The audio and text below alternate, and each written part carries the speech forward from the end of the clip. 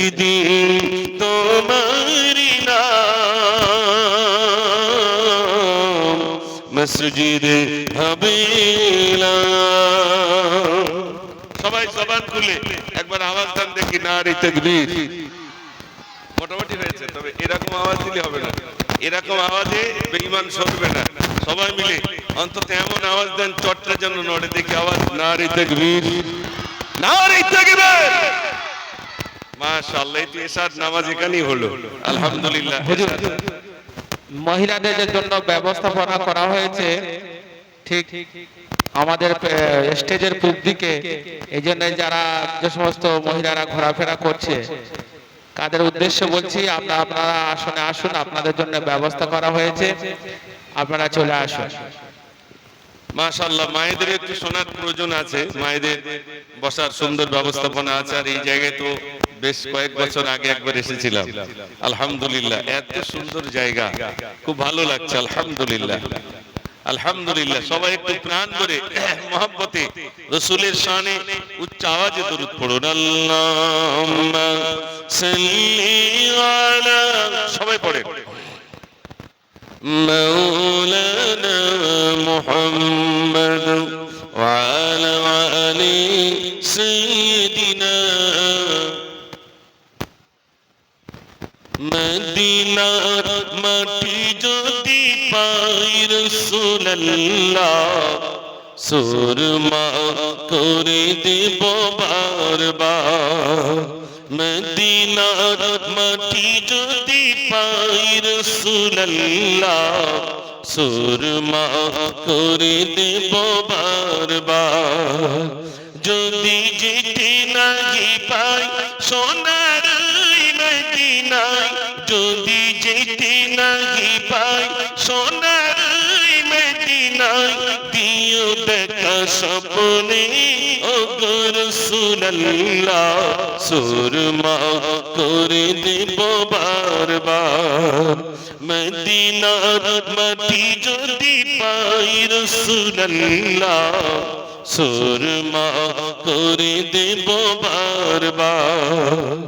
মদিনার পানে চেয়ে থাকি প্রতিদিন, একই একই দিন যায় ভাঙে মনোবল, ডানা মেলে পাখি যায় মদিনা দেখে মোর আঁখি দুটি করে চলাচল।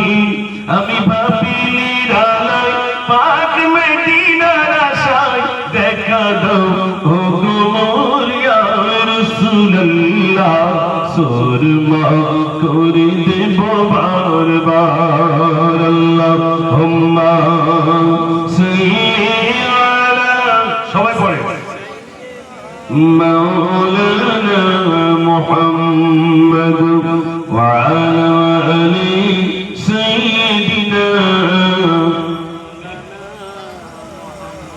ऐसा गुंबद वाले मंजूर दुआ करना, जब वक्त नज़र आए दीदार अता करना। खुदा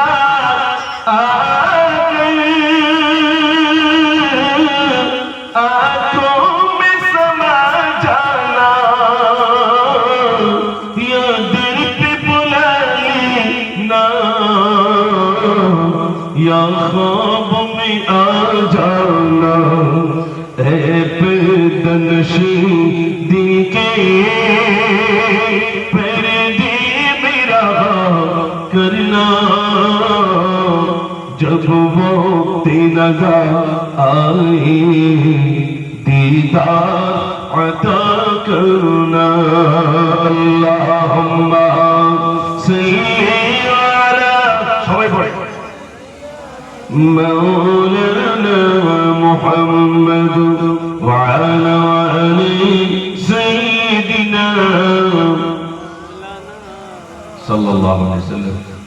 সম্মানিত আজকে সবার স্বনামধন্য সভাপতি সাহেব, দূর দূরান্ত হতে আগত উলামা হযরত, সামনে উপবিষ্ট জ্ঞান পিপাসু দিনদার ইমানদার আল্লাহওয়ালা বাবাজির ও ভাইরা, পর্দানাসীনা ধার্মিকা মা এবং বোনেরা, আল্লাহ সুবহানাহু ওয়া তাআলার প্রতি প্রশংসা জ্ঞাপন করি যে আল্লাহ আমাদেরকে দুনিয়ার সমস্ত কর্ম থেকে দূরে রেখে, বিশেষ করে হিন্দুস্তানের এরকম একটা পরিস্থিতির ভিতর দিয়েও কোরআন ও হাদিসের আলোকে আল্লাহ পাক আমাদেরকে দুটি কথা শুনবার এবং বলবার জাল্লা সুযোগ করে দিয়েছেন।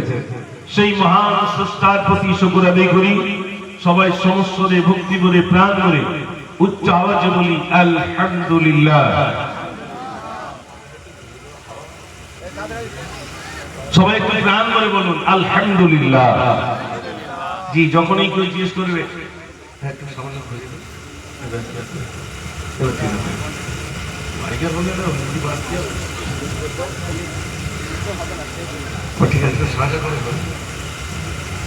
আমরা শুকরিয়া জ্ঞাপন করি যে আল্লাহ আমাদেরকে সুস্থ রেখেছেন, ভালো রেখেছেন, সুখে রেখেছেন।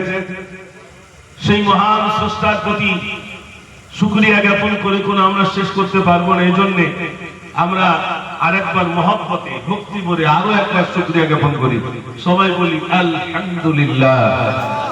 তারপরে জানাই সাইয়্যিদুল মুরসালিন, সাইয়্যিদুল কাওনাইন, খাতামুন নবিয়্যিন জনাবে মুহাম্মদুর রাসূলুল্লাহ, সকলে বলুন সাল্লাল্লাহু আলাইহি সাল্লাম। তার প্রতি অগণিত দুরূদ ও সালাম বর্ষিত হোক, সকলে বলুন আল্লাহুম্মা আমিন। খুব ভালো লাগছে যে এই রাত্রে বিশেষ করে আমি, আমার পূর্বেও সন্ধ্যা থেকে নিয়ে এই পর্যন্ত অনেক বক্তা আলহামদুলিল্লাহ আলোচনা রেখেছেন। আমি গুনাহগার, আপনাদের খেদমতে বেশ সেই 20 সালে এসেছিলাম মনে হয় নাকি ভাই, 20 সাল আর এই 26, তাহলে বেশ কয়েক বছর পরে আল্লাহ আবার দেখা করে দিয়েছেন। আল্লাহ যদি মনে করতেন আর দেখা করাবো না, দেখা হতো না, তাই তো নাকি ভাই? আল্লাহ বাঁচিয়ে রেখেছেন, হায়াতে রেখেছেন, আর আল্লাহ আসার সুযোগ করে দিয়েছেন বলে দেখা হয়েছে। কত মানুষ চলে গেছে, কত মানুষ রয়েছেন, কত মানুষ চলে যাবেন। আমরা যারা আছি আমাদেরকে একদিন পাড়ি দিতে হবে, রেহাই নেই। এই জন্য আল্লাহর শুকরিয়া বেশি বেশি করা দরকার। হাদিস পাকের ভিতরে এসেছে, ক্বালান নবী সাল্লাল্লাহু আলাইহি ওয়াসাল্লাম আফজালুজ যিকরি লা ইলাহা ইল্লাল্লাহ, আফজালুদ দুআ আলহামদুলিল্লাহ। হযরত জাবির রাদিয়াল্লাহু তাআলা বর্ণিত, তিনি বলছেন আল্লাহ রাসূল সাল্লাল্লাহু আলাইহি ওয়াসাল্লাম বলেছেন, সবথেকে উত্তম জিকির হলো লা ইলাহা ইল্লাল্লাহ, আর সবথেকে উত্তম দোয়া হলো আলহামদুলিল্লাহ। এই জন্য বেশি বেশি শুকরিয়া আদায় করা, সর্বদা উঠতে বসতে চলতে কাজ শুকরিয়া জ্ঞাপন করবে। একটু কথা বলেন আমার সাথে, আল্লাহর শুকরিয়া আদায় করবে। আল্লাহ রাব্বুল আলামিন বলেন, কুল্লাউ কানাল বাহরু মিদাদান লিকালিমাতি রাব্বি লানাফিদাল বাহরু ক্বাবলা আন تنفد كلمات ربي ولو جئنا بمثله مددا। আল্লাহ রাব্বুল আলামিন বলেন, পৃথিবীর সমস্ত পানিগুলো নিয়ে যদি তোমরা কালি বানাও, পৃথিবীর সমস্ত গাছগুলো কেটে কেটে যদি তোমরা কলম বানাও, এরপরে যদি আমার প্রশংসা লিখতে থাকো, লিখতে লিখতে লিখতে তোমাদের কালিগুলো শেষ হয়ে যাবে, তথাপি আমার প্রশংসা লিখে লিখে শেষ করা যাবে না। জোরে বলুন না সুবহানাল্লাহ, সুবহানাল্লাহ, মাশাআল্লাহ, জাযাকাল্লাহ, ইনশাআল্লাহ, এগুলো বলতে হবে না ভাই? কিন্তু কখন কোনটা সেটা জানতে হবে। যেখানে সেখানে মাশাআল্লাহ বলা যাবে না, যেখানে সেখানে ইনশাআল্লাহ বলা যাবে না, যেখানে সেখানে আবার সুবহানাল্লাহ বলা যাবে না। এক জায়গায় জলসায় গেছি, গাড়ি থেকে কিন্তু নেমেছি, নামার সাথে সাথে কমিটির কিছু মানুষ সালাম দেয় না, দেয় না? সালাম দেয়, আমাকে সালাম দিয়েছে, আসসালামু আলাইকুম। ওয়ালাইকুম সালাম। হাতে হাত দিয়েছে, হাতে হাত দিয়ে বলছে মিনহা খালাকনাকুম ওয়া ফিহা নুঈদুকুম। কি সব বলে, হাতে হাত দিয়ে কি মিনহা খালাকনাকুম বলে? জোরে বলে। আচ্ছা বলুন তো, জলসা দিন দিন কমছে না বাড়ছে? জোরে বলে। বাড়ছে, তারপরেও হাতে হাত দিয়ে মিনহা খালাকনাকুম। আমি বললাম চাচা মরি আগে তারপর মাটি দিও, তো খুব কাছে ভুল হয়ে গেছে। কখনো মিনহা খালাকনাকুম, কখনো সুবহানাল্লাহ, কখনো মাশাআল্লাহ, কখনো জাযাকাল্লাহ, কখনো ইনশাআল্লাহ, এগুলো শিখতে হবে না, হবে না? আমরা জানি এই যে সুবহানাল্লাহ বলছেন, সুবহানাল্লাহ বললে জান্নাতে আমার আপনার জন্য একটা গাছ রোপণ করা হবে। ওই গাছ রোপণ করলে গাছ তো তাসবিহ তেলাওয়াত করে। কার তেলাওয়াত করে ভাই? তাসবিহ তেলাওয়াত করে, আল্লাহর জিকির করে। ওগুলো আমার আপনার রুহি বকশিশ হবে। এইজন্য বেশি বেশি করে সুবহানাল্লাহ বলা। এই দুনিয়া একবার সুবহানাল্লাহ বললে, মরণের পরে একবার সুবহানাল্লাহ বললে এখন আর তখনকার সমপরিমাণ হবে কি ভাই? হবে না।